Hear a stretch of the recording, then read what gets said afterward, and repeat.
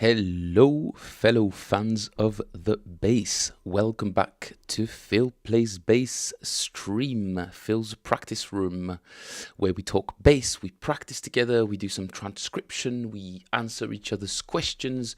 We're essentially here to build a nice community of passionate people so we can exchange loads of information and grow together as players, as musicians.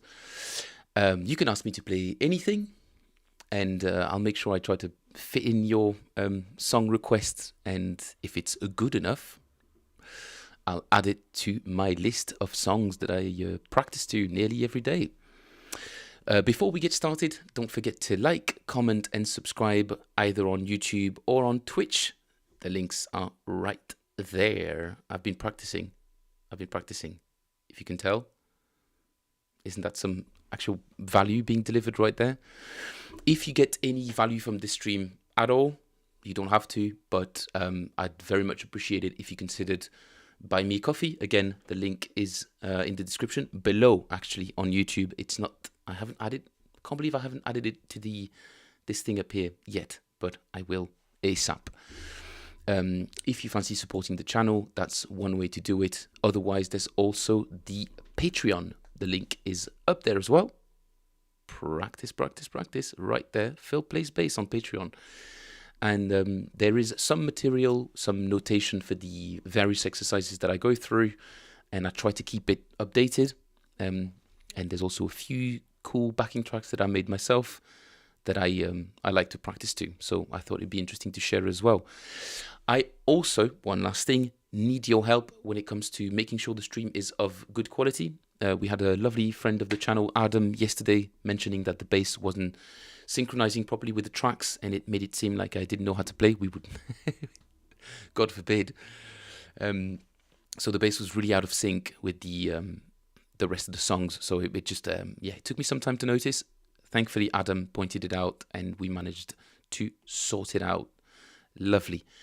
In other news, I'm still working on the website. It will very soon be out there with a calendar on there, so that if you're so inclined and you want to spend some FaceTime with me, and maybe you see some value in what I'm offering, and you'd like to get a one-to-one lesson, there'll be prices and tariffs no tariffs at all, but there will be options for people to book lessons, and that's coming out hopefully at the end of this week. I've put out another short today, which kind of describes the process I was going through last week when I was transcribing a lot of jazz, and I thought it was an interesting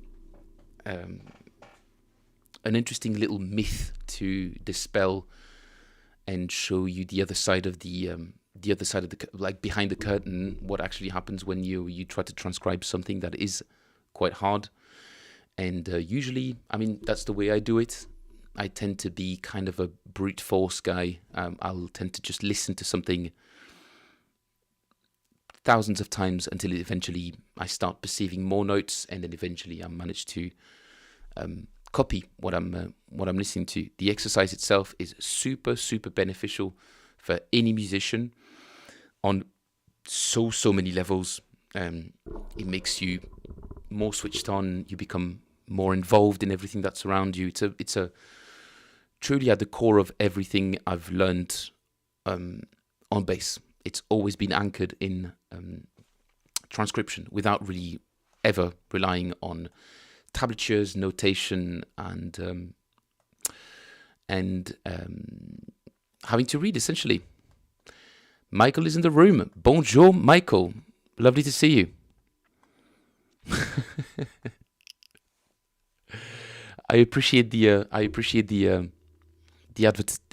ad. I appreciate you being the flag bearer. Thank you very much, Michael. I hope you're well. I hope it's more sunny in Louisiana than it is in Belgium right now. It's been a very weathery kind of day. Very moody vibe today. What's the program today? We're going to do a little bit of a warm-up, but I have been playing a little bit today already, so I won't spend too much time on it. Again, lots of resources over there on Phil Plays Bass on patreon.com. If you type that name, you will find these exercises in PDFs that you'll be able... PDFs, that's the universal sign for PDF, I guess. It's PDF. There you go. It poured rain in Louisiana. I'm sorry to hear that. I appreciate that, Michael. Thank you. It's like I said, it's meant to dispel a bit of the myth that it's inaccessible, even to somebody who's done it thousands of times. The point is to find challenging things to transcribe. Hi, in 1999. Love to see you here again, both you and Mike. Thanks for joining the stream, guys. I'll be taking some requests again today. If you've got some cool songs that you'd like sort of broken down, or you'd like to test me, to challenge me, something you can play and you think I can't, well, let's see if I can. So that's it. Get your suggestions ready. Pick up the trusty Jazz Deluxe.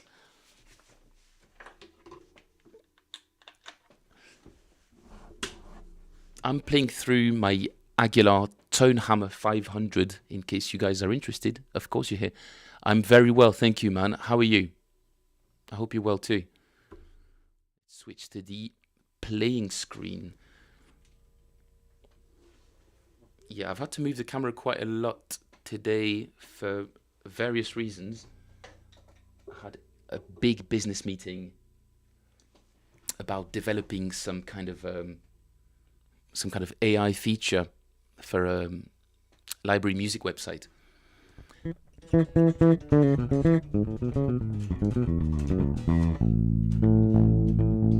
And I need to tune up. Never forget to tune up, guys. I'm using one of those little clip-on tuners. If you don't own one, they come very cheap. This one is Polytune. I don't know if the thing will be able to... It's a Polytune. I don't know what the make is. A friend of mine gave it to me because he wasn't using it anymore. But it's really excellent. You clip it to the top of your... Clip it to the headstock. And it gives you... just like a regular tuning pedal, if you're not familiar with them. This is really, really, really, really cool.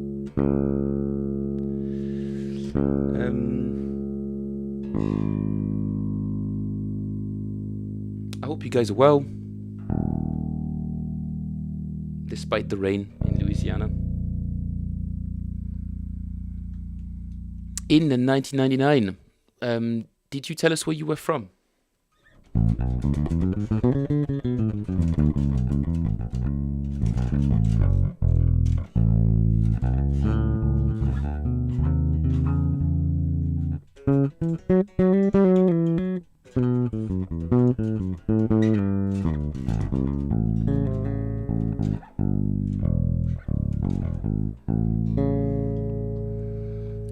Sweet.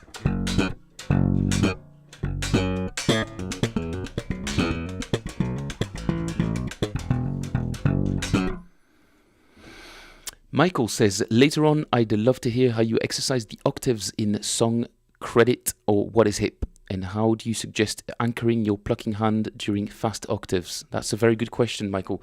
If I don't address it at any point, please do remind me, because that's a very good question. So as a quick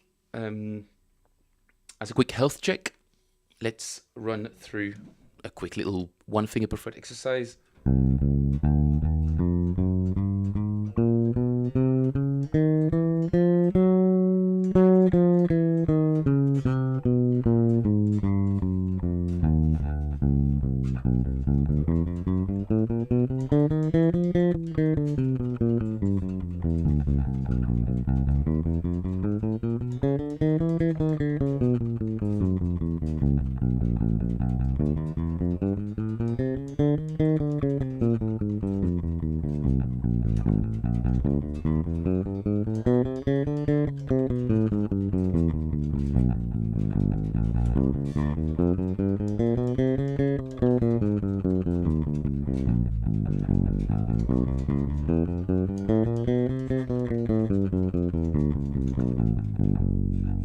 Quick little variant.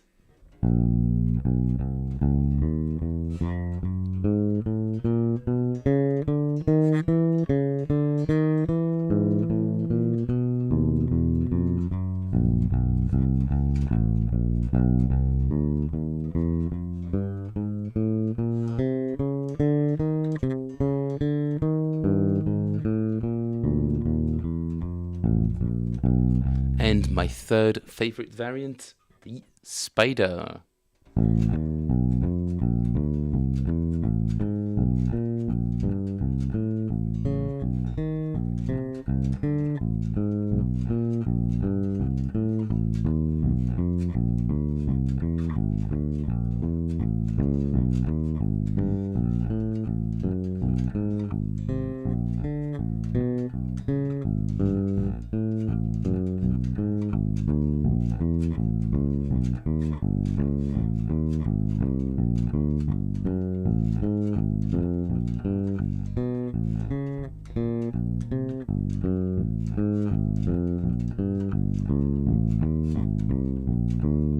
Nice. Very quick warm-up, guys, but like I said, I did do a fair bit of playing already today, so I'm not going to spend too much time on these exercises right now. Sorry, like I said, I just had an hour meeting, so I'm a little bit parched. The Spider is a brutal exercise, for sure, especially when you do it very, very slowly, very deliberately, which is what it's best at. Strong hold, endurance, it just builds super, super solid left hand. Michael, to answer your question, right hand endurance and consistency. Like you always use a floating thumb to mute. If by floating thumb, do you mean this kind of technique where your thumb is sort of resting sideways on the string? Because I've heard multiple names for that kind of technique. Unless you mean floating thumb, i.e., following, like your thumb is basically a follower, always one string apart.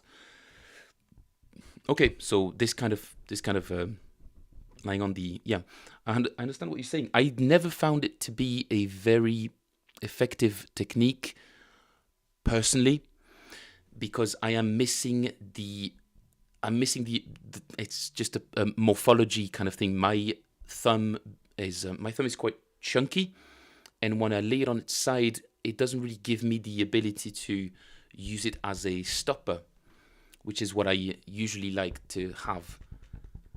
This,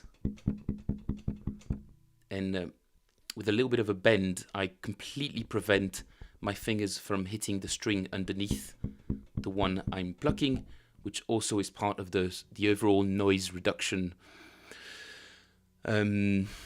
mitigation techniques that I use, without making it sound too like scientific. Yeah, no problem. Okay, camera down a bit. Okay, so Michael, you wanted to know about octaves. Let's have a quick little listen at the song again. Spotify's there, Spotify capture. Okay, the song Credit by Tower Power, that I criminally did not know. Awesome tune.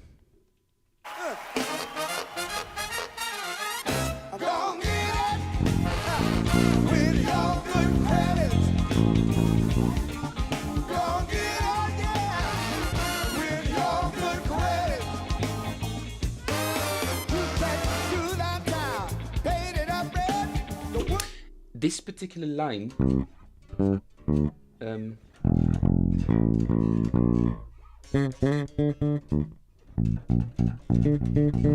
I was hearing kind of a double stop on there, but I think we established that it's not what he's actually doing, right? It's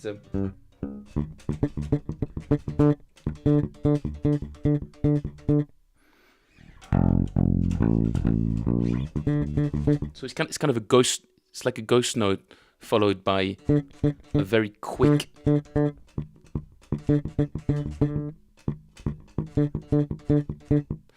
And Mike, this is what my position would naturally. This is how my right hand would end up looking like. What it would end up looking like for this kind of stuff. Because I suppose that's exactly what you were talking about, fast octaves, yeah. But because we're not really plucking this one, it makes it actually a little bit harder. You remember our, I think he's an Israeli bass player that you recommended.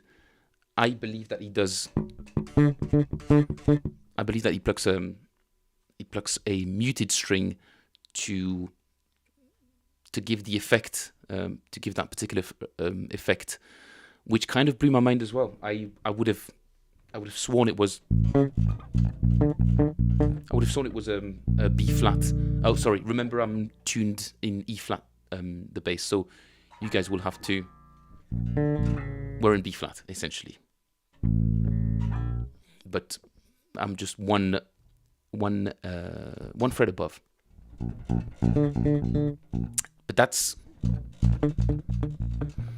I wouldn't suspect that this is what Francis Roccaprestia is doing, because he wasn't known for muting with his palm, I don't think. If you remember the very flirty masterclass video that he puts out, where he looks at the camera, I don't know, just a very flirtatious, very flirtatious video. We'll put it up again at some point. It's very funny if you haven't seen it. So I wouldn't suspect that he's doing this very fast. It sounds more like.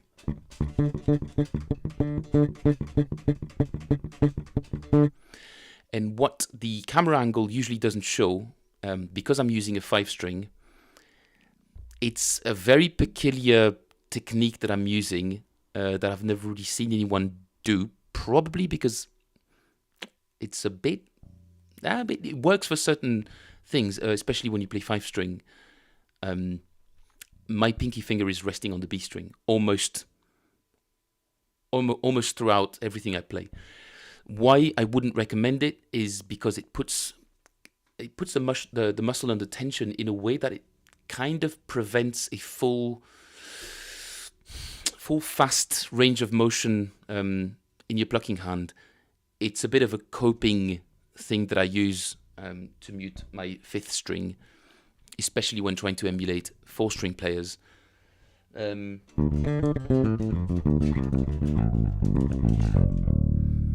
Basically, it's a really weird kind of position, but that's essentially the position I'm in almost by default now. It's kind of somewhere between Spider-Man and the rock sign. It's kind of, oh no, that's not Spider-Man at all. Spider-Man's this, that's the rock sign. So Spider-Man, but with your plucking fingers. So essentially my pinky's always resting there. It took me a long time to get used to, but I'm quite happy that I did come around to using that technique. It works for me, but I wouldn't recommend it if you're using a 4-string bass. So if you see me doing that, notice that it's there, but it's not particularly relevant to what we're talking about now. Michael, I think a very good example of fast octaves would be also Her Big Day by Level 42. I think he's slapping it, but it's also a very good exercise for.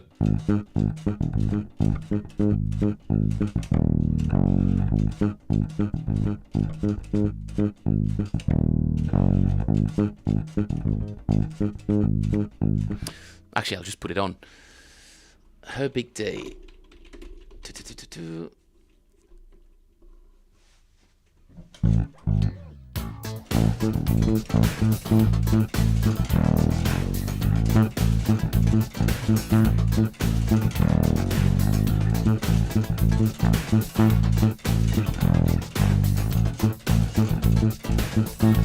So that bass line very slowly goes like this: 3, 4.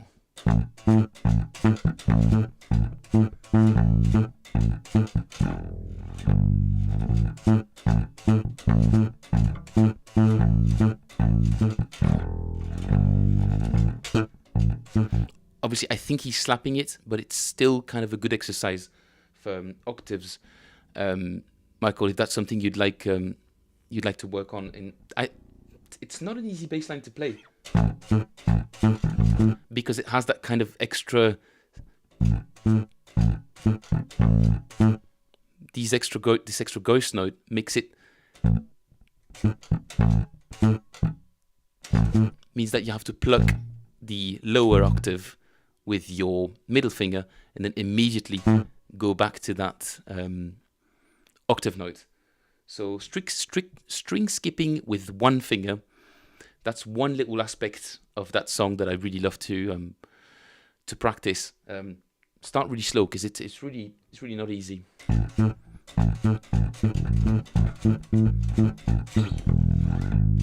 Nishant, you're very welcome. It's my absolute pleasure to do this. That's literally something I just love to do. Something that I love to do. So thank you very much for your comment. I appreciate it.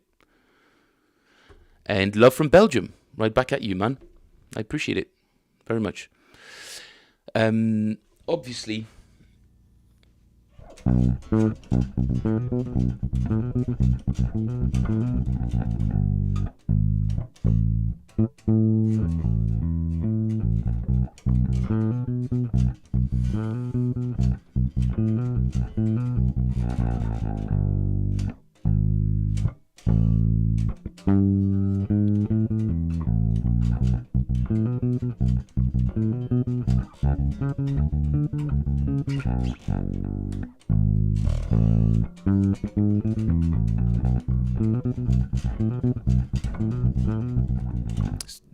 one of the most famous funk disco bass lines of the 20th century. Everybody Dance. Everybody Dance by Chic. Is it Chic or is it Sister Sledge? It is Chic, right? It's one of the earlier. That's Chic's like first massive hit. Namaste. I think that's it. Namaste. Yeah, that looks correct. I wouldn't know how to write it in the actual Hindi, but it looks correct in the Louisianese.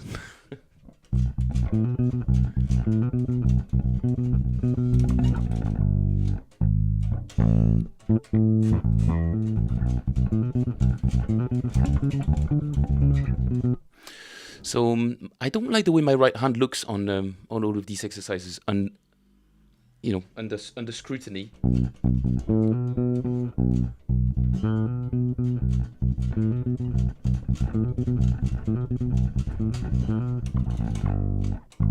I think that's more like it.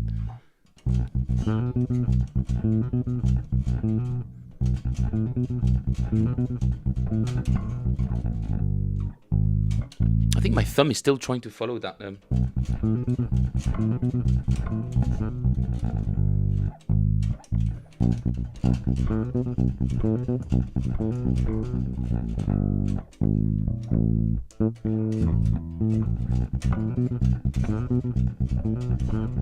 Now let's try with the secret pinky technique.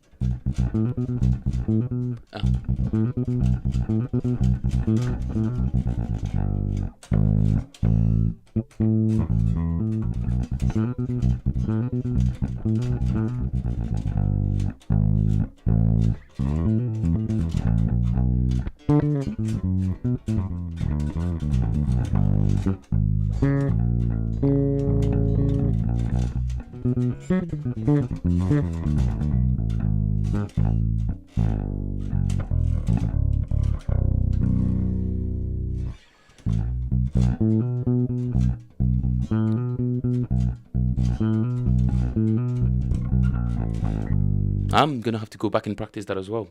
It's one of those fundamental bass lines that needs to...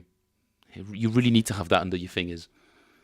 It doesn't matter what genre of music you play, you've got to be able to play that kind of stuff. You've got to be able to play that kind of stuff. Such a cool, funky bass line. Sorry guys, you're having a big zoom on my cheek whilst I hydrate myself.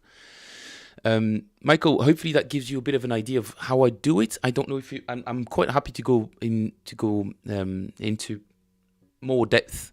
If you want me to slow it down even more, do let me know.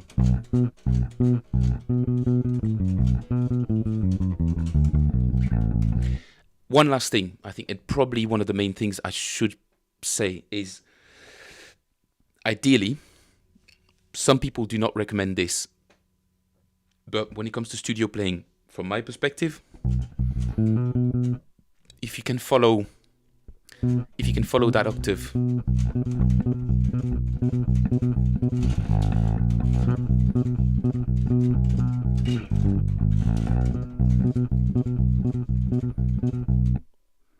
And the pinky is kind of there as an anchor. So like I said, it's a bit of a double-edged sword of a technique. It took me a while to get used to. I did put a lot of hours playing along to all the tunes that I knew already. It took me a bit of relearning, and yeah, it makes it feel like you're like a setback for a while. But my playing really benefits from it. I've chosen to anchor myself with that technique, but it's not very common. You really won't see a lot of players doing that. So take it with a pinch of salt, and it's kind of optional. It's not really necessary if you want to have good control over your octaves. Being able to do a lot of string skipping, it's not necessary. You can do both. Here, my pinky is nicely tucked in to my palm.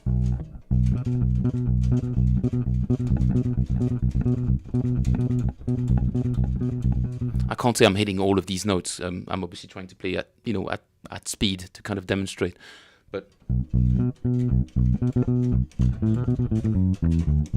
what's that bass line again?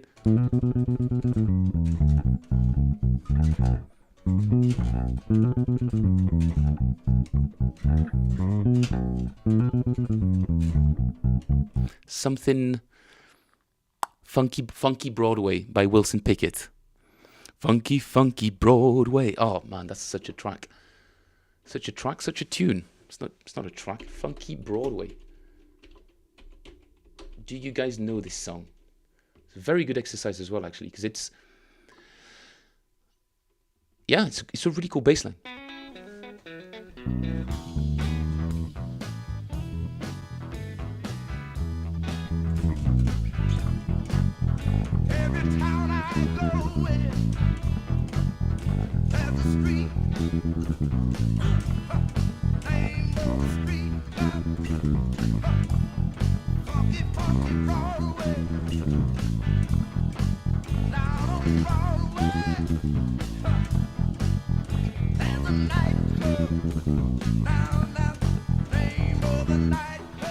Another really good exercise for octaves and tightness and muting strings and all that.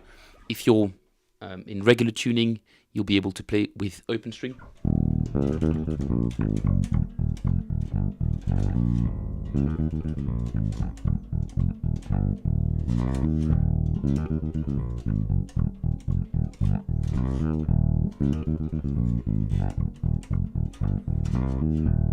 So very, very good song, referenced by Jacko on the very famous instructional video that he did with Jerry Jermett.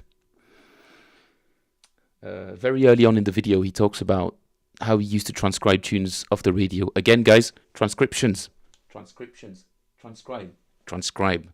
Learn by listening more than you learn by reading or looking at numbers on them little bars. It's so much more beneficial to learn via transcriptions. In the real world, you'll need your ears much more than you need your eyes. It's nice to have both, though, but hey, if I had to choose, I think your ears make you a better musician than your eyes. Your eyes are useful too, especially when the drummer's going, he's ready to click his sticks together.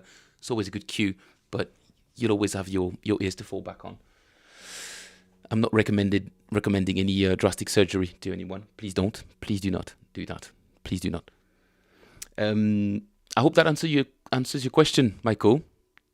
Couple of tunes there to practice that kind of stuff, and hopefully you can come back to this video if you'd like to. I might even just extract that and put it in a short as well.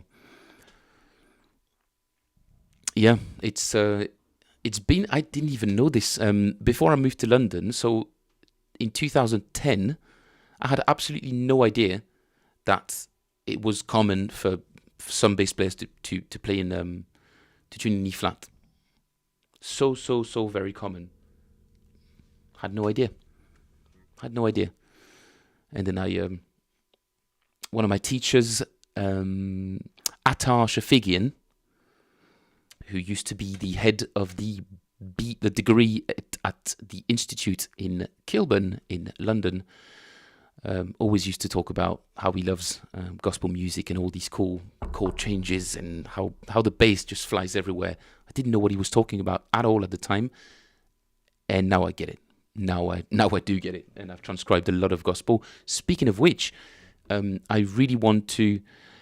Hey Adam, nice to see you again. I hope the bass is relatively nicely synced up with the bass today. I haven't really checked, actually. I should probably do a quick health check on that. I keep saying health check, but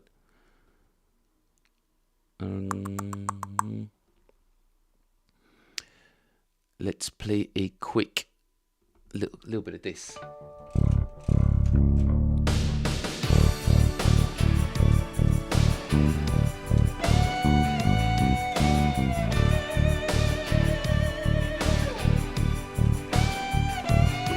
And that's another copyright strike. Not a strike, but, bit of a slap on the wrist every single time when I close the stream. YouTube's like, oh, you've been playing songs you shouldn't have again. It's like, duh. How else am I supposed to, share my enjoyment of bass playing if I can't share the bloody songs that I love to practice to? Yeah, well, that's the world we live in. So we make do, or we don't do it.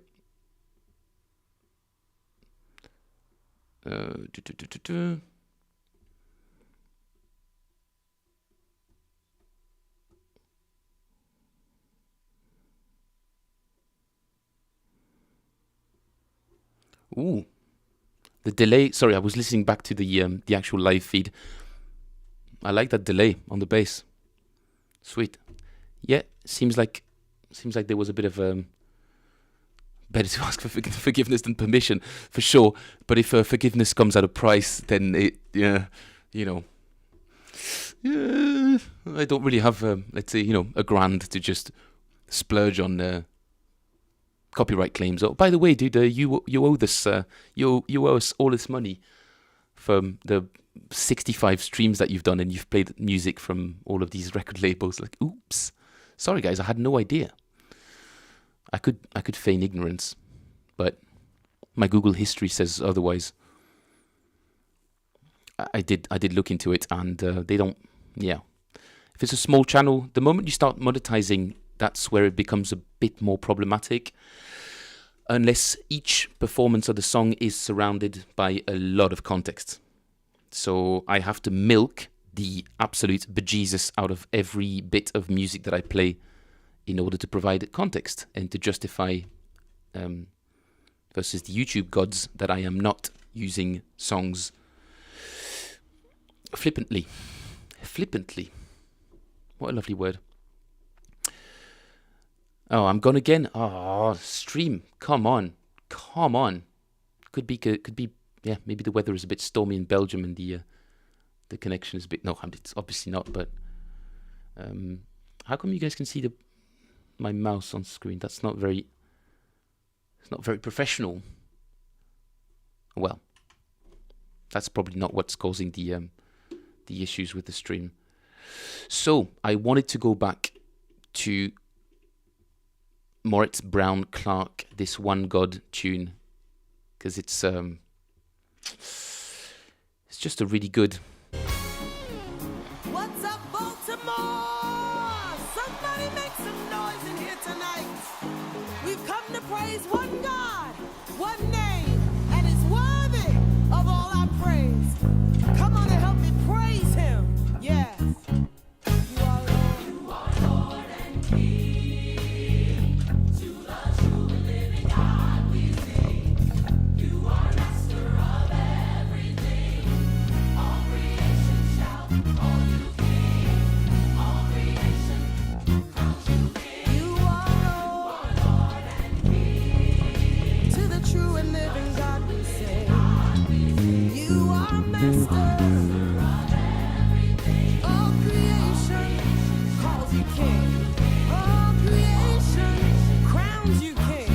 Glory, glory to the one. Glory, immediately we're thrown back into this all of these lovely floaty fluid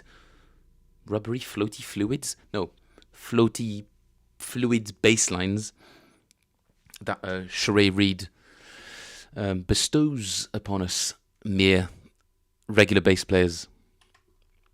So this is the part where I lose you all because it gets really nerdy. So we had gone through one of the licks, one of the earlier moments that he has, like spur of the moment bass lines. I'm guessing spur of the moment.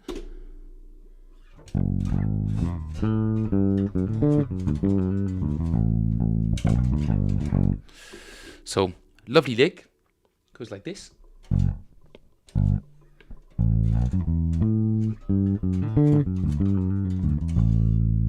It's about roughly minute and 50 seconds into the tune. If you guys, it's not shout precisely. You're right, Michael. It is gospel, modern gospel, but not exactly shout music. That is true. There's not a lot of that in that particular tune. It's more of a ballady kind of vibe, even if like energetic, emphatic prayer, really, I guess. Duh. So what happens after a minute and 55 seconds is what I'm interested in today. This song's about 4 minutes, guys, so it might take a couple of streams for me to go through all of it, but let's scan a bit more and see if we notice something interesting. ASD is playing. Nope, you guys can't hear the... Let me just restart capture. You guys should be able to hear the... Glory, glory to the Master. He's God our Father, and He deserves the glory forever. Right. There's obviously a lot happening right there. Okay. Do let me know, guys, if you can hear properly. Glory, glory to the Master. He's God our Father, and He deserves the glory forever. Right there. Right there. Glory, glory to the Master. He's God our Father, and He deserves the glory forever. Oh my, oh my. Okay, let's play that a little bit slower. We are at... Okay. 2 minutes, 3 seconds. Let me just put the actual display on. Amazing, so down the display. There it is. No, it's not. Where is it? It's right here.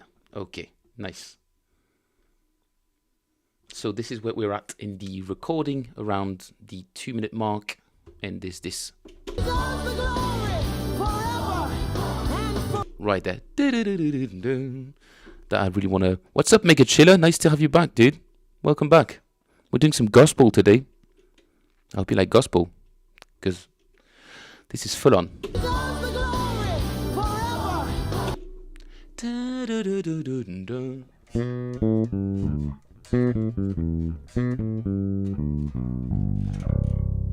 Is that possible? I think that's what I'm hearing.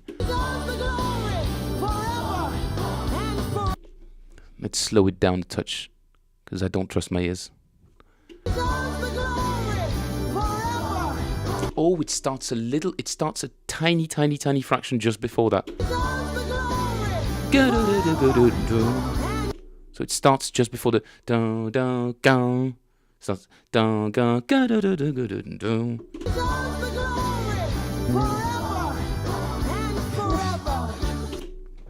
Can you guys hear that bass line, or do I need to boost the EQ a little bit? Let's see if that makes... Needs to be this rather than that, and this and that.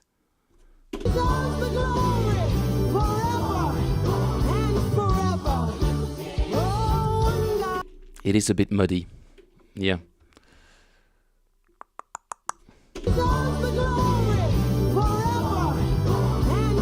Yeah, I think...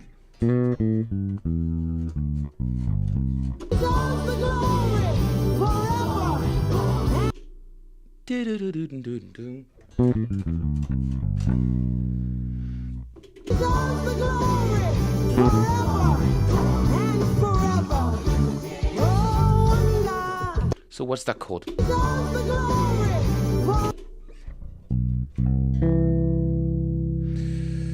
For you guys, that would be a C major.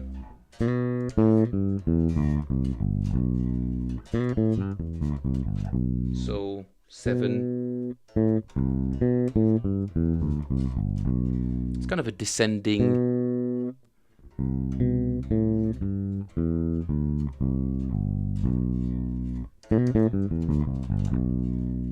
Yes, sort of a pentatonic.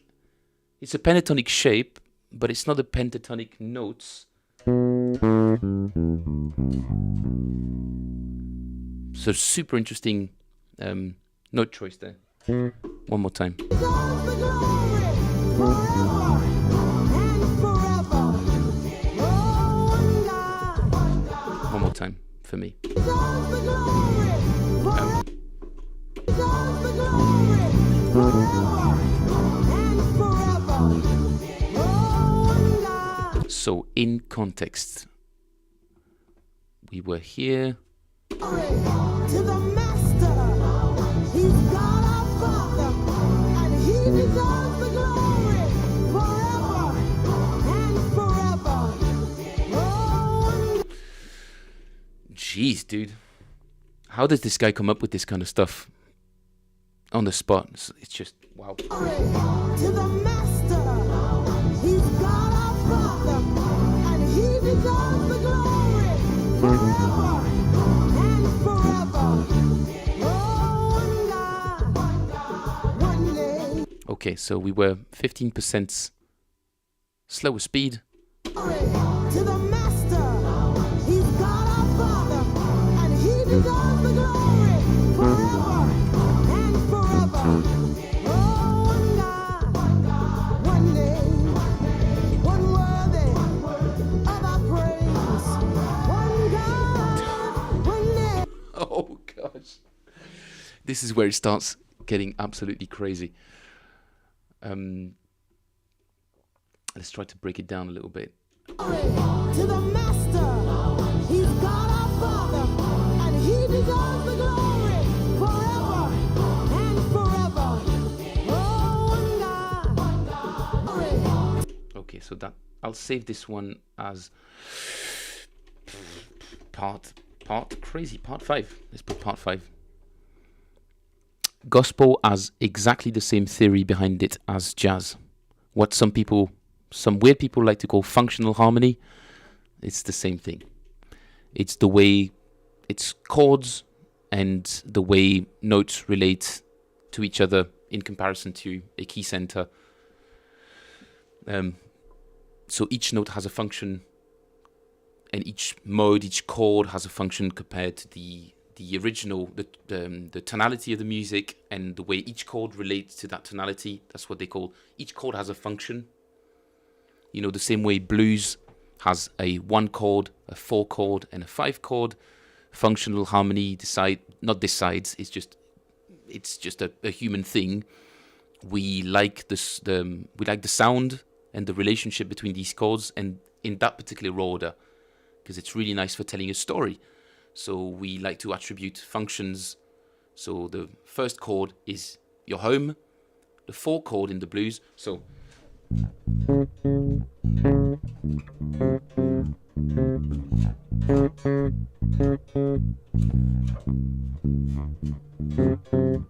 your 4 chord is the departure, the start of the journey or whatever, and then you come home.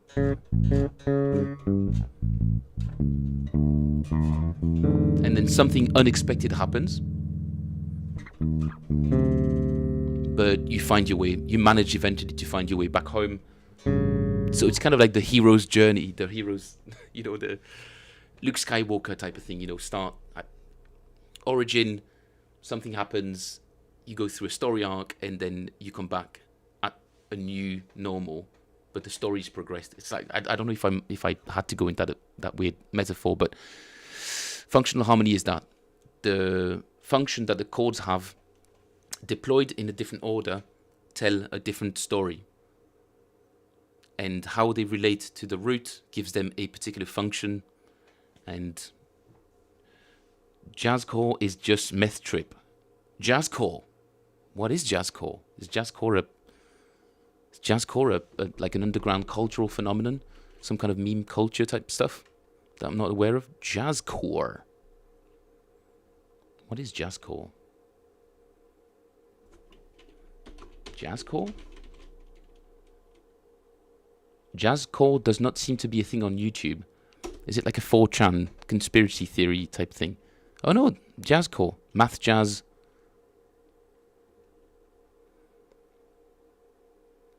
I didn't know that was a thing. I guess I'm going to spend my evening listening to some jazzcore. I have no idea what it is. It might just be. Is it like an internet made up genre, like bardcore? Are you guys familiar with bardcore? Bardcore is pretty cool. This is a bit of a tangent, but bardcore.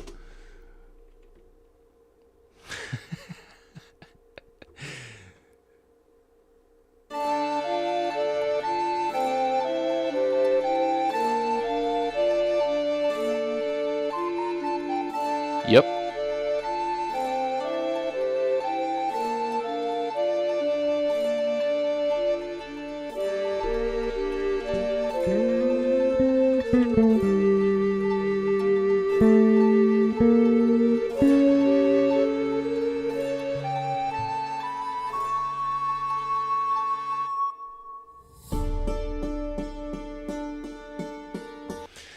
So that was it, guys. Bardcore is all your favorite songs turned into allegedly medieval lute, viola da gamba music.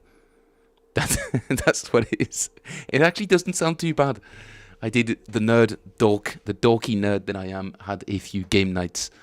Never Dungeon and Dragon. We played Citadels, if anybody's familiar with that card game.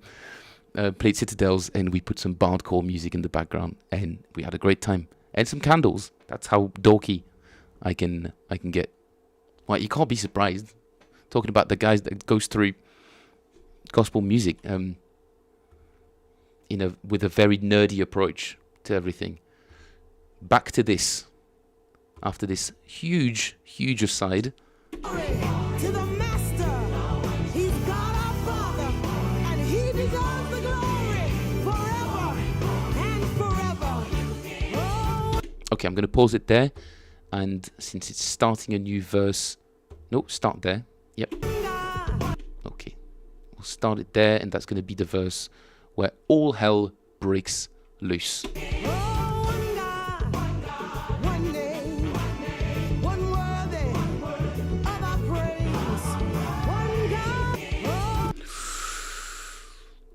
Oh boy. Oh boy. Are we gonna be able to digest that? Yeah.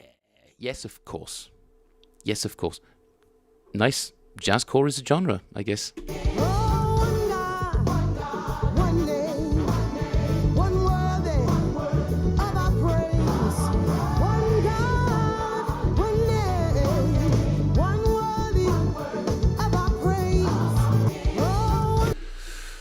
Ooh, a lot of interesting rhythmical moments in there. Let's see if we can break some of them down.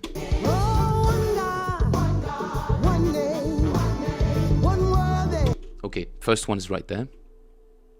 So I'm just going to save that preset as part 6.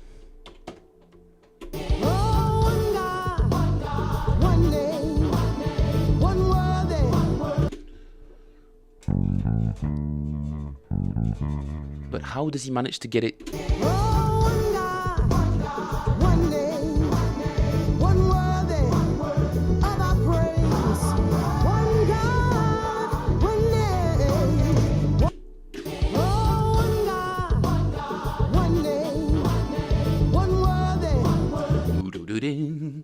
How does he get that nice?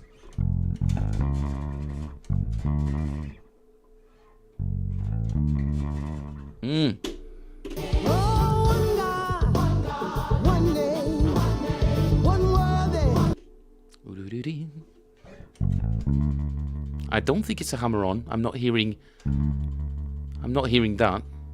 I'm hearing more of a...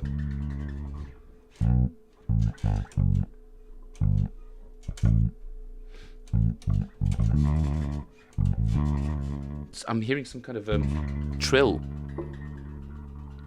What do you guys think? Are you hearing it? Are you listening along?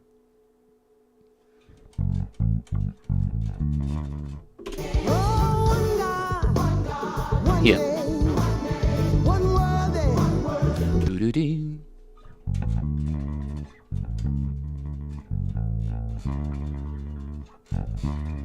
Oh, sounds so beautiful. I want to get that.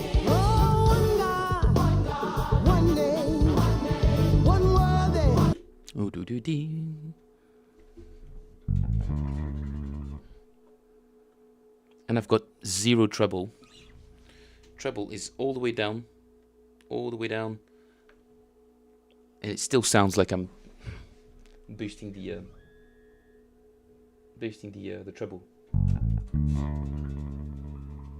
I'm guessing this might be this kind of device.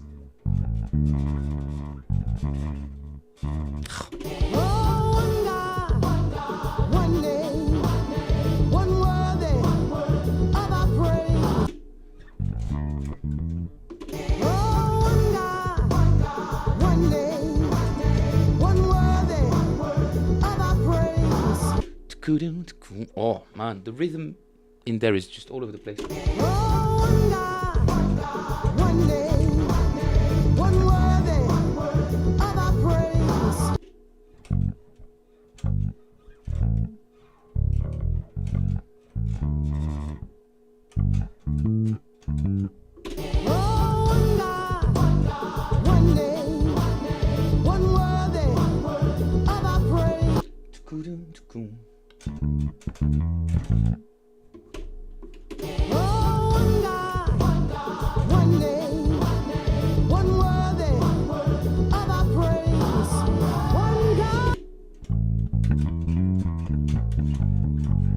He's doing that thing that we saw the other day, that kind of...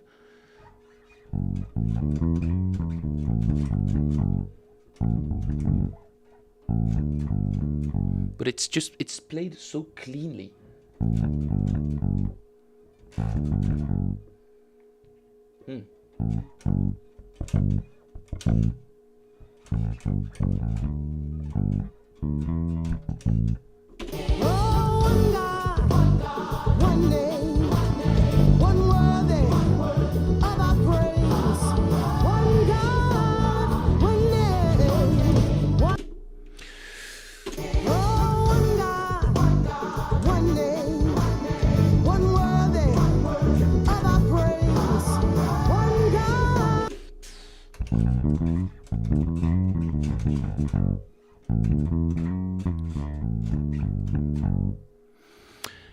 Hi, I'm from the Philippines. Can you speak English? Yes, Usana, if that's your first name.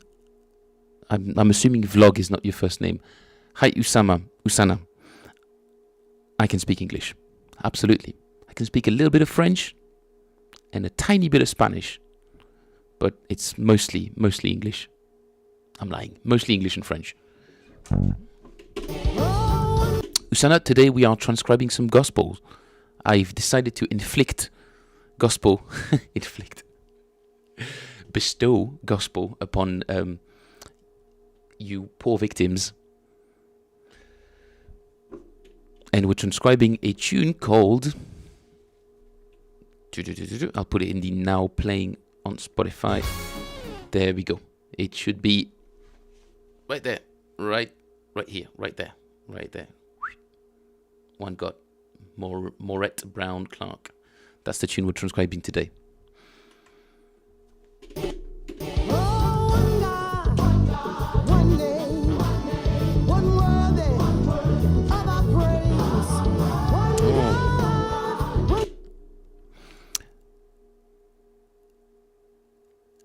Usana says, I'm a blind person, but I like playing instruments, but I know a little bit. We were just talking about the different impediments you could have when it comes to playing. And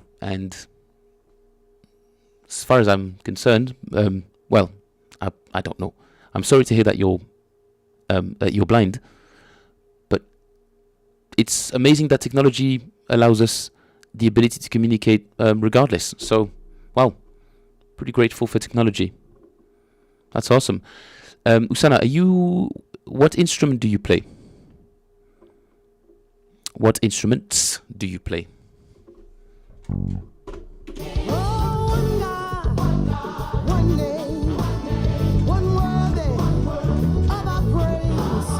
I need to listen to it. I can't seem to be getting the.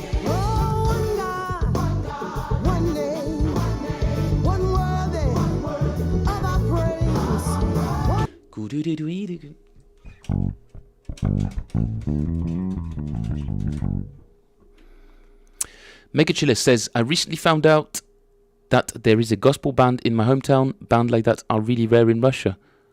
Oh, dude, yeah, I wouldn't have associated Russia with gospel music. More like, obviously, Orthodox chanting is what I would picture more in Russia. But hey, I mean, Russia's not completely shut off from American culture. Usana plays guitar, bass, and drums. Well done. That's really good. And you must have a pretty good set of ears on you, man. Because that's, I suppose that's the only way you can learn music is by listening. I'm not very aware of the advancements of technology when it comes to translating written music to people with with blindness, but I'm guessing it still comes through your ears, right? You wouldn't Braille? Can you read music? Can you read Braille music? I have no idea. If there is Braille, if there is music written in Braille, which I'm guessing there is, that's literally the first time I've ever had this thought. Megachiller says, I don't have any knowledge about Christianity, so I don't know what music do. Praslovia. Praslovia is, am I saying it right? Praslovia. You have to drop a couple of, you have to drop your voice a little bit when you speak Russian. You don't know what music do. Praslovia. Pravoslavia. I'm sorry, I don't know what Pravoslavia is. Is it what Orthodox Church is called in Russian? Could be. Usana says, because of my work as a massage therapist, no time to practice idle as maybe lull or music. I read using Braille and also cell phone using Braille keyboard. That I would have guessed, but it's the music. Can you read music through Braille? Like, could you what's the word? Could you learn a piece by first touching a Braille musical output device of sorts, some kind of interface, and then pick up your bass, touch it a little bit, and then it's that note followed by that note followed by that note. I'm guessing it's possible, but I'd be very interested to hear that.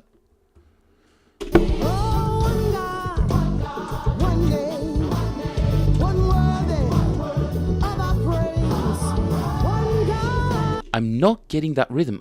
It's not yet coming into my ears.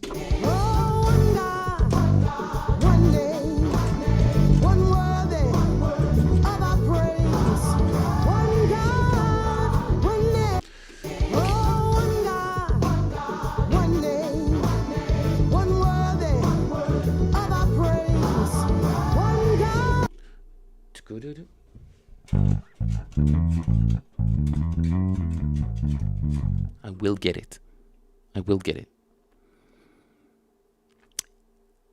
Yes, idol. Nobody's ever called me idol before, but no, just kidding. Yes, I can read music using Braille. I've just learned something amazing. It's kind of obvious that there would be such a thing as music in Braille. I'd never thought of it.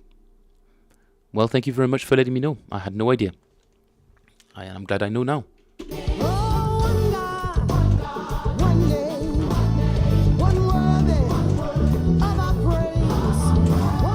I think I was in the right place.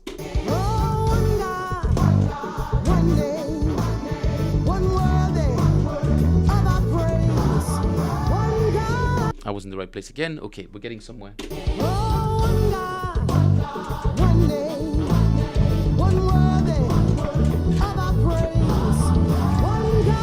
Nope. No.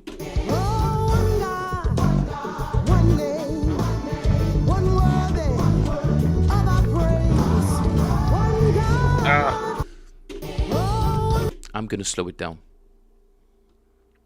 It's a little bit of cheating, but sometimes you have to. Pravoslavie is Russian Christianity, but it actually came from the Byzantine Empire. Yeah, so the Orthodox Church is called Pravoslavie. I didn't know that either. You guys are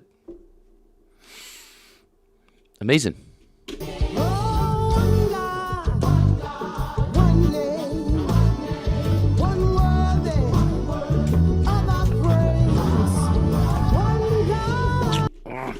Listen first.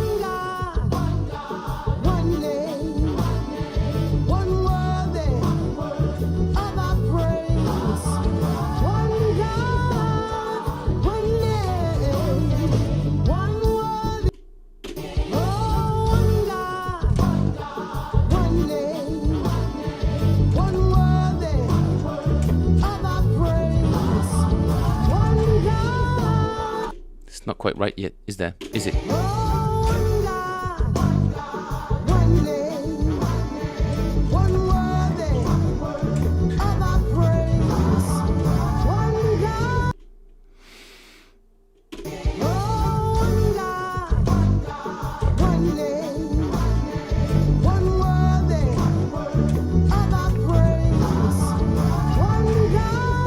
No, still not.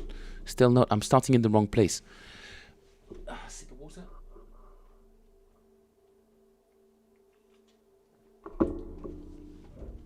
Okay. I'm not moving on from this particular bit of the song until I get it. Megachilla says, Pravoslavie. I didn't know that English Pravoslavie is Orthodox. I haven't Googled it. I have not Googled it. Pravoslavie.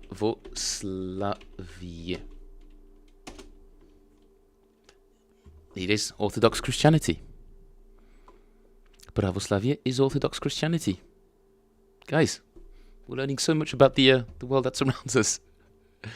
There's Braille for music, and there is obviously there's a Russian word for Christianity, but now we know that it's Pravoslavie with perfect pronunciation, dare I say, right, Megachilla? Pravoslavie. Or is it Pravoslavie? Now you know as well. Amazing. It's like we're holding a mirror. Mirror to ourselves. Okay, I'm gonna get this. I will get this.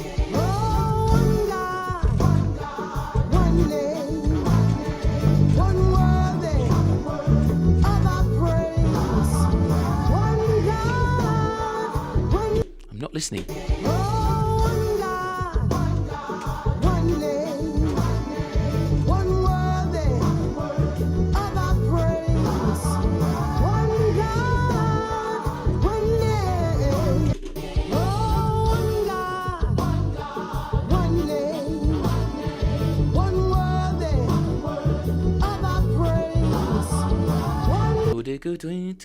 Ah, there's another syncopation on that note.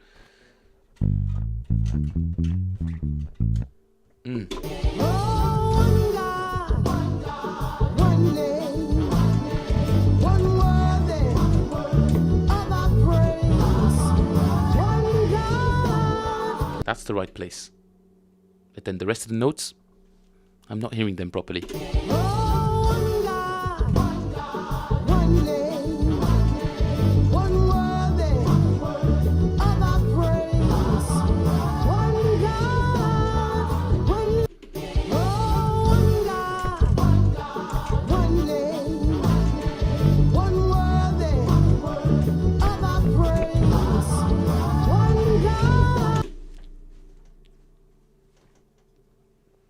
Yes.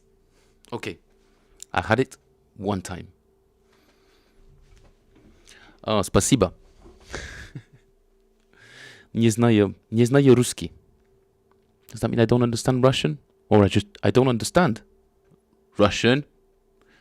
I don't know. Could be either.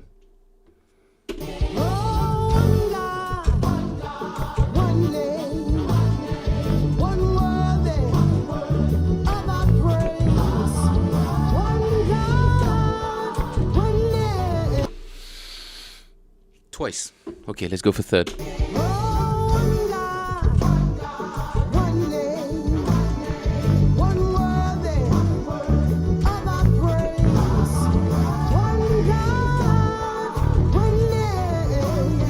And then there's like a weird blob.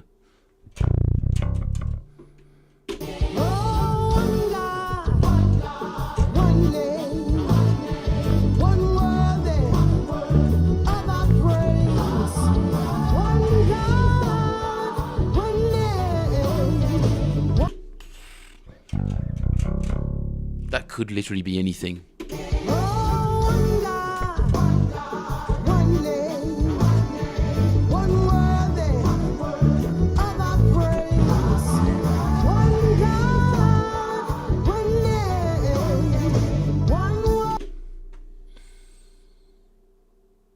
We'll never be able to hear that note, are we? Unless we start getting in the weeds. Let's get in the weeds. Let's do it. Let's just do it.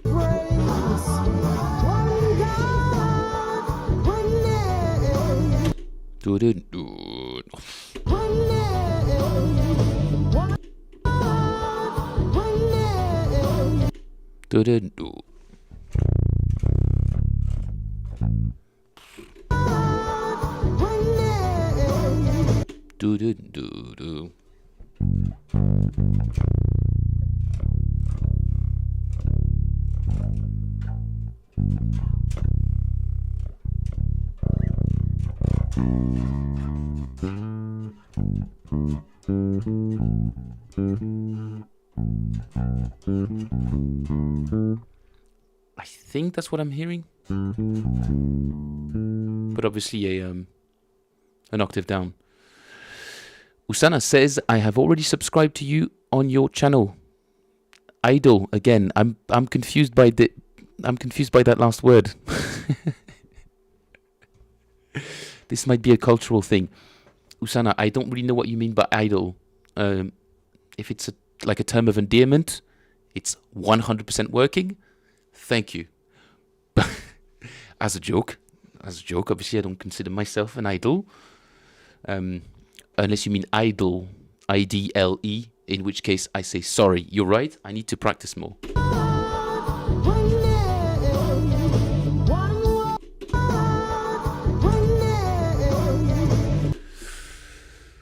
Okay, so this is kind of a point in a transcription where it's just so muddled and so very difficult to hear that you have to kind of rely on harmony and your best guess. From what little experience I have playing gospel, I'm pretty sure he's not playing random notes, so we can just rule that out straight away. It's not random. So I would guess, since we're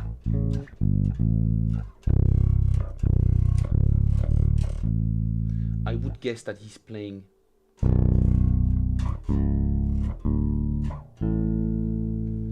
so hammer on, because we can hear that note afterwards. You know what I mean?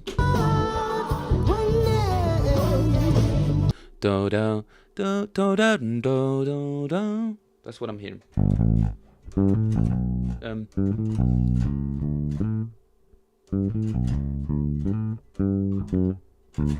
Well, no, I'm not hearing it. I'm guessing that's what's going on.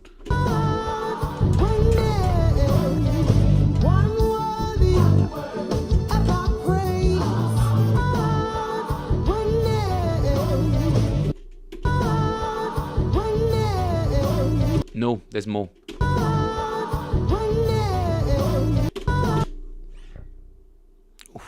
think there's more.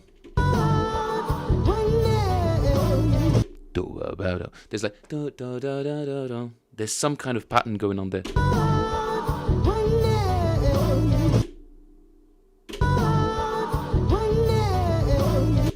I'm starting to hear like a way. There's something like that going on there.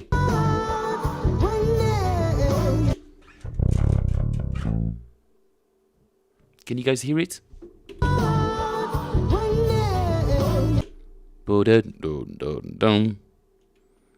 Am I hallucinating, or is there something going on there?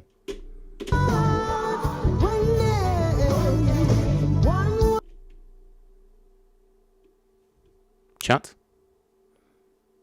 That's the first time I'm saying that, and I hate it. Chat. Hey, chat. Guys, are you hearing what I'm hearing?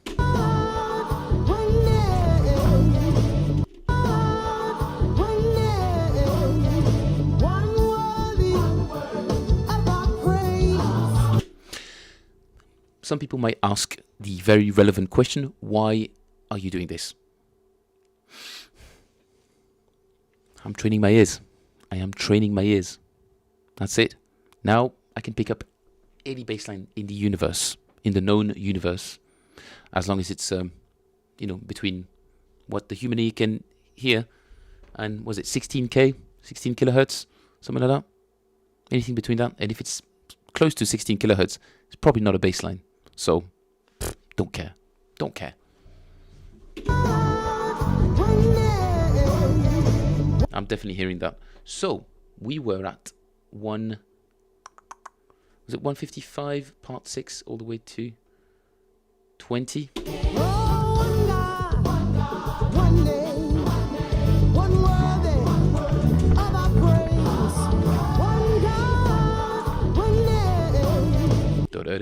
It goes really, really fast as well. Finally, I get an explanation. Idle means I like of what you are doing. That's the word here when appreciating. Well, thank you very much, Susanna. I appreciate the term idle. I had no idea that people said that in the Philippines. Now I do. I don't think I'll be using it, but now I know that if I hear it again, I can tell exactly where that person's from. And that's going to be pretty cool. That's going to be pretty cool on stream. Hey, you're from the Philippines? And they'll be like, whoa, how'd you know? And then somebody will come up and be like, oh, sorry, man, I was doing Pravoslavia. And I'll be like, dude, no way. Welcome from, guy from Russia. He'll be like, whoa, dude, how do you know all these things? Ear training.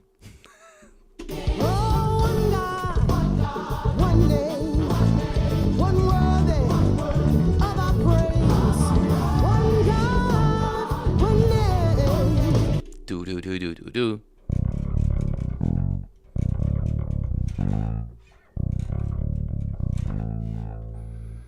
Michael, yes, absolutely true. But Sheree Reed, I don't think this guy does anything that's not deliberate. I've listened to a lot of his playing, and he, for effect, for sure, but in the same way, it's not the same way as like raking half the strings on guitar to get that kind of like the crickety blues, like raw, rough thing rough around the edges type thing when you're just, when you're just about to do a bend. You see what I mean? You know what kind of effect you would get by doing that? In this case, I think it's deliberate. But the effect is amazement and a challenge for my ears.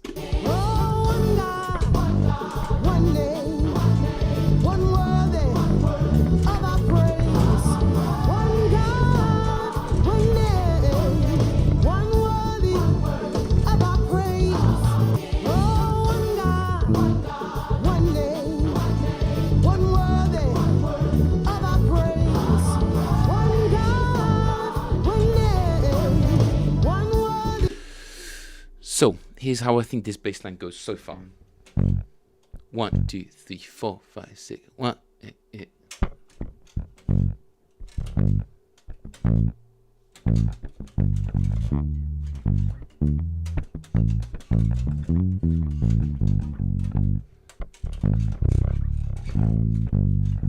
Something like that.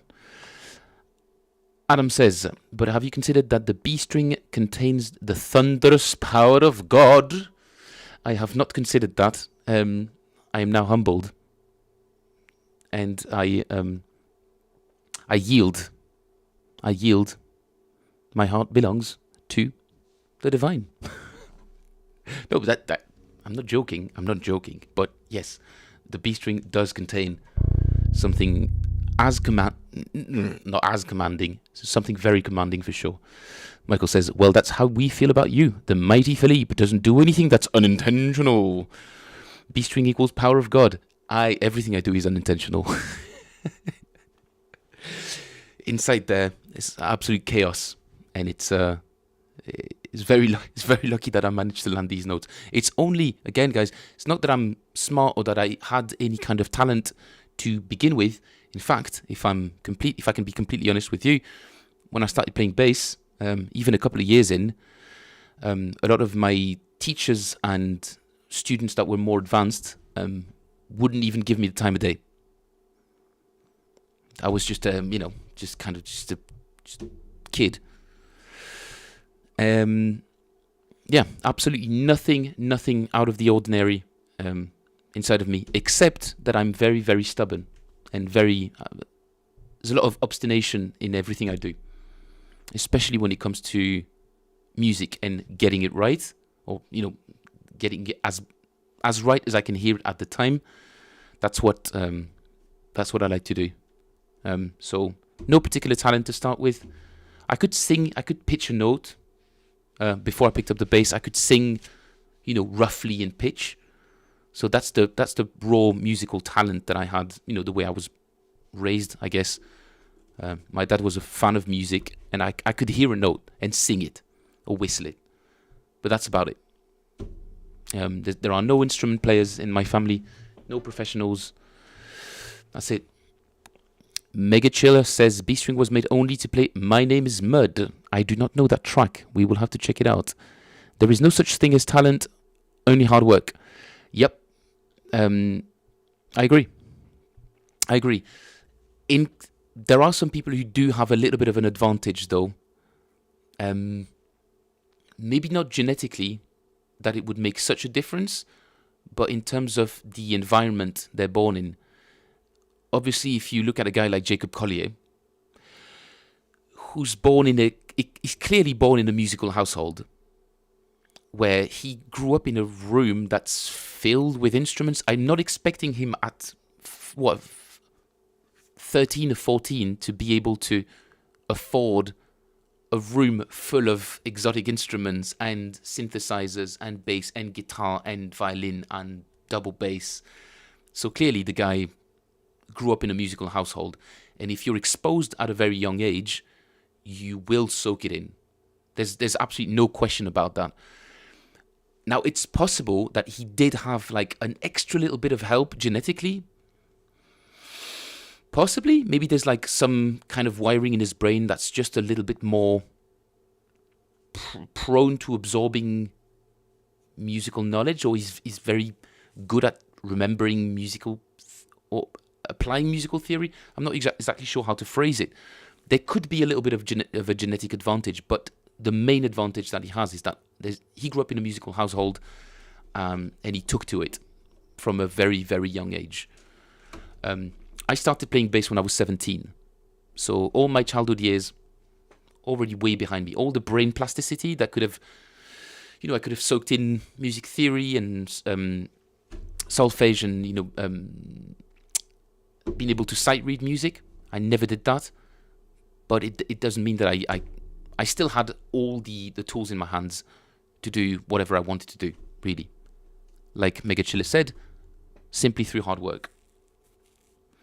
So, yeah, I think Jordan Rudess from Dream Theater picked up the guitar only a few years ago, and the guy's like, he's in his 60s, and he plays guitar like really, really freaking well at like a super, like near virtuoso level now. Jordan Rudess, the keyboard player from Dream Theater, I should have mentioned. Yeah. I'm afraid of Jacob.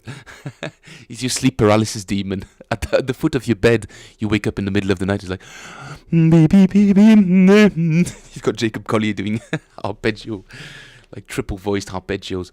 And then you could probably do this. And then you could probably do that. Oh, shall we try in D sharp minor? Could you do 31 cents above E flat Mixolydian, please? Adam says that you don't know that. He could be the world's earliest entrepreneur. That is very true. That is very true. He's been very, very mysterious about his early years.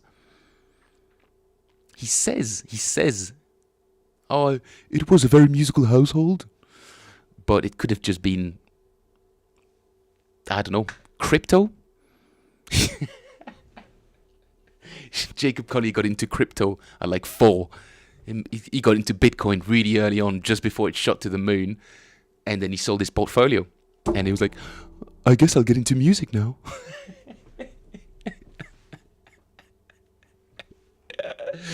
Oh, I love that. That's so good.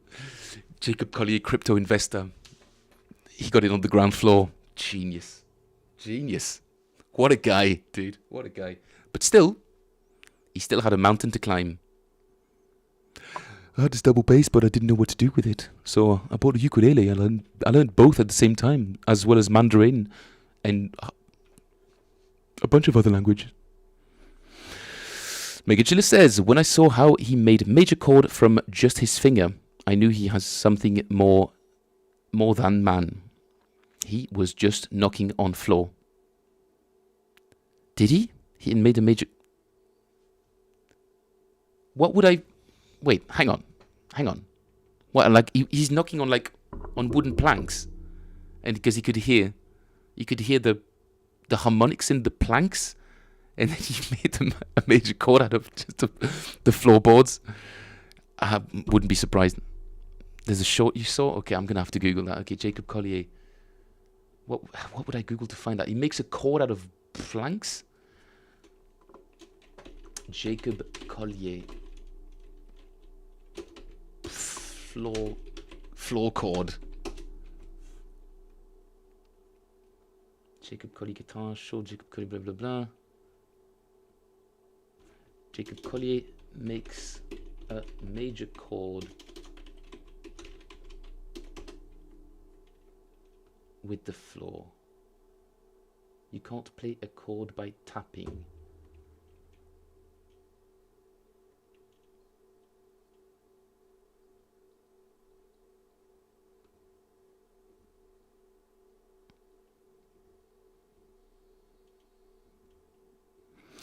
Is this the one? Is this the short? Sounds a bit jarring, but what is he doing? Polyrhythm. Polyrhythm. 2 against 3 against 4 against 5 against 6, which I will now demonstrate on the fingers of my left hand. Ready? Go.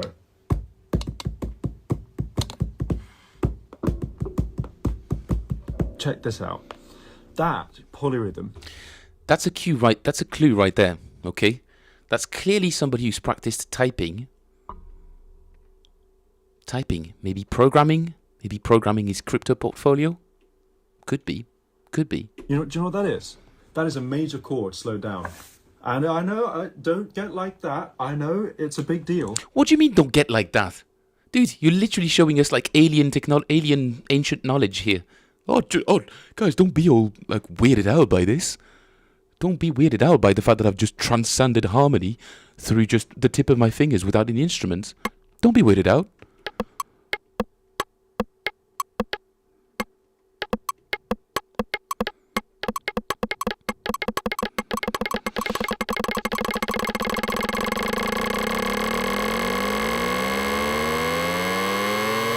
Oh, gosh, that's so jarring. I can't turn the volume down either. Bloody hell. Hang on. Just a touchdown.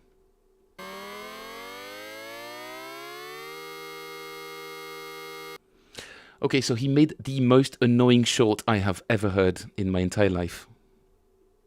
Still pretty impressive though. Michael, I have no idea. I think he just sped it up, and because of the frequency of the tapping, when you speed it up, it's I literally I do not have a scientific explanation for this, and he's not very good at bridging the gap between us mere mortals and his transcendental connection with the gods of the universe. But listen, guys, I just found out that there's this ancient consciousness buried deep inside all of us. Listen, you can hear it if I just pull a teeth out and then just a little fart. All of a sudden, through logic, boom, you've got Gaia. Say hi, Gaia. Jacob, they're not supposed to hear me. Oh, sorry, guys. Bye. Dude, no. We're not supposed to be privy to the ancient secrets of the universe, Jacob. Stop it. I do appreciate you sharing this with us, Mega Chiller. It is pretty funny. I have no idea how he does it. Oh, Adam, you say he tends to make annoying shorts? Apart from this, I don't... Yeah, that's the only part that I find a little bit jarring about Jacob Collier. Guys, negative harmony. Guys, quantum harmony. Guys, Egyptian harmony. Ancient Egyptian harmony. They were sharing their music with us with hieroglyphic scriptures. Guys, look. It's a bird and a stone. Ba ba ba ba. Dude, relax. Maybe you should try to make music that us human can enjoy normally. I'm joking.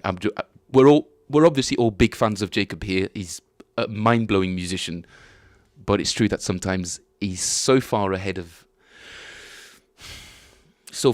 it's like you've lost all of humanity, dude. We're all in the dust. We're all in the rearview mirror. It's terrible.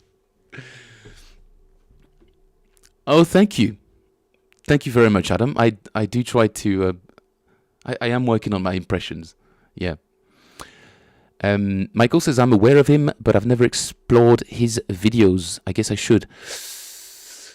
He really is something else. Somebody described his music to me once as... what did she say?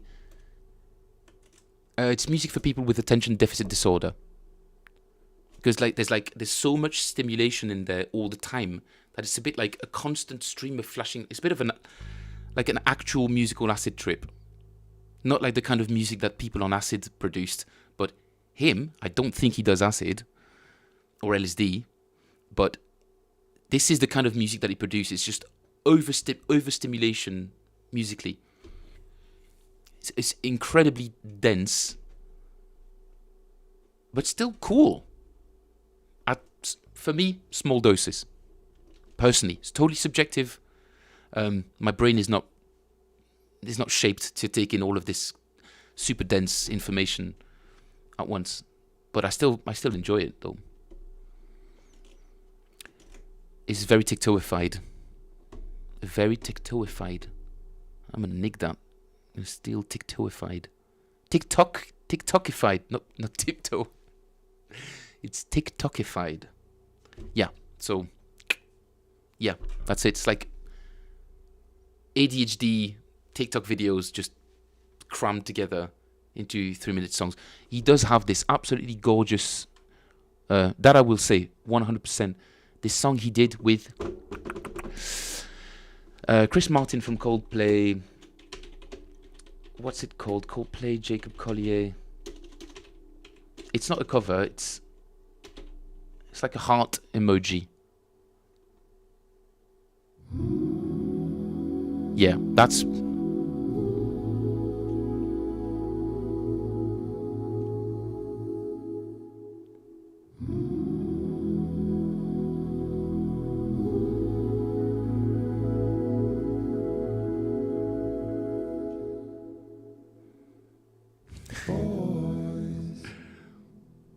Boys don't cry. Boys keep it all inside. I tried to hide it underneath. Still my heart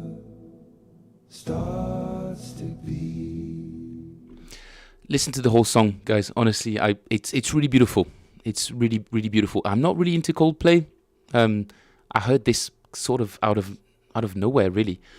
And there's, when channeled properly, his talent is just, that really transcends. For me, that's musical music. There's something, especially just a bunch of voices arranged, no other instruments. That song really touched me for sure. So, recommended. It's a beautiful song. It's a beautiful song. What? I have a heart. Sue me. More gospel for you guys. No, on the other hand, I'm starving, guys. I'm gonna run through this gospel tune, this little section one more time, and then we'll be back at it tomorrow.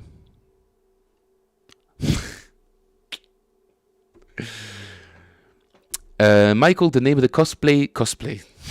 Sorry, I've just betrayed my weekend hobbits. My weekend habits. I'm not a cosplayer, and I don't have weekend hobbits. That'd be funny though.